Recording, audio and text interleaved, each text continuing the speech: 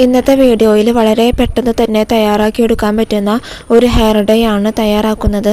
ഈ hair day തയ്യാറാക്കിയെടുക്കാൻ വേണ്ടിയിട്ട് വെറും 3 ഇൻഗ്രീഡിയൻസ് മാത്രം മതി. ഇപ്പോൾ കാണുന്ന ഈ ഒരു കറുപ്പ് നിറം നമ്മുടെ മുടിയിലും നിലനിൽക്കുന്നതാണ്. ഒരുപാട് പേർക്ക് റിസൾട്ട് കിട്ടിയിട്ടുള്ള ഒരു ഹെയർ ഡേ ആണിത്. അപ്പോൾ നമുക്ക് തയ്യാറാക്കാം. അപ്പോൾ ഈ വീഡിയോ സ്കിപ്പ് ചെയ്യാതെ കണ്ടു നോക്കാട്ടോ. ആദ്യം തന്നെ നമുക്ക് വേണ്ടത് ചെമ്പരത്തിപ്പൂവാണ്. ഞാനിപ്പോൾ ഇത്രത്തോളം ചെമ്പരത്തിപ്പൂവ് എടുത്തിട്ടുണ്ട്. ഇതേപോലുള്ള നിലച്ചുവന്ന ചെമ്പരത്തിപ്പൂവ് തന്നെ നമ്മളിതിലേക്ക് എടുക്കണം. അതിനുശേഷം ഇതിൻ്റെ ഇതളുകൾ മാത്രമായിട്ട് എടുക്കാം.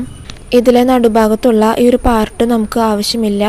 ചെമ്പരത്തിപ്പൂവിൽ വൈറ്റമിൻ സി, ആൻറ്റി ഓക്സിഡൻസ് ഇവയെല്ലാം ധാരാളം അടങ്ങിയിട്ടുള്ളത് കൊണ്ട് നരച്ച മുടി കറുപ്പിക്കാനും നമ്മുടെ മുടിയുടെ നാച്ചുറലായിട്ടുള്ള കറുപ്പ് നിറം നിലനിർത്താനായിട്ടും അതേപോലെ തന്നെ മുടി വളർച്ച വർദ്ധിപ്പിക്കാനും ഇത് സഹായിക്കും. ചെമ്പരത്തിപ്പൂവ് ഒരു താളിയായിട്ട് നമ്മുടെ മുടിയിൽ യൂസ് ചെയ്യാവുന്നതാണ്.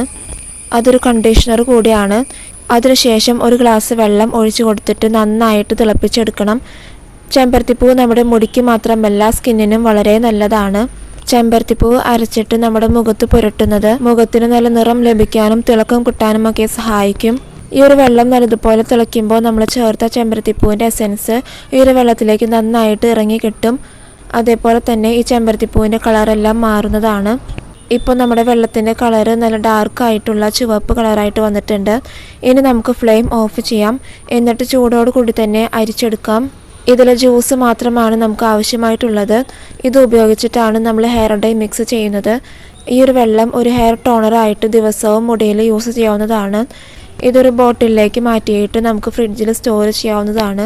എന്നിട്ട് എല്ലാ ദിവസവും നമ്മുടെ മുടിയിൽ യൂസ് ചെയ്യുന്നത് വളരെയധികം മുടി വളർച്ചയ്ക്ക് സഹായിക്കും.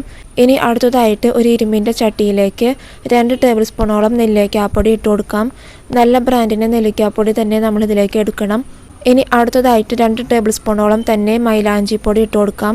ഇനി നിങ്ങളുടെ അടുത്ത് മൈലാഞ്ചിപ്പൊടിയും അതേപോലെ തന്നെ നെല്ലിക്കാപ്പൊടിയും ഇല്ലെങ്കിൽ പച്ച നെല്ലിക്കയും അതേപോലെ തന്നെ മൈലാഞ്ചിയിലയും നന്നായിട്ട് നല്ല പേസ്റ്റ് രൂപത്തിൽ അരച്ചിട്ട് അത് ഇതിലേക്ക് ചേർത്താലും മതി.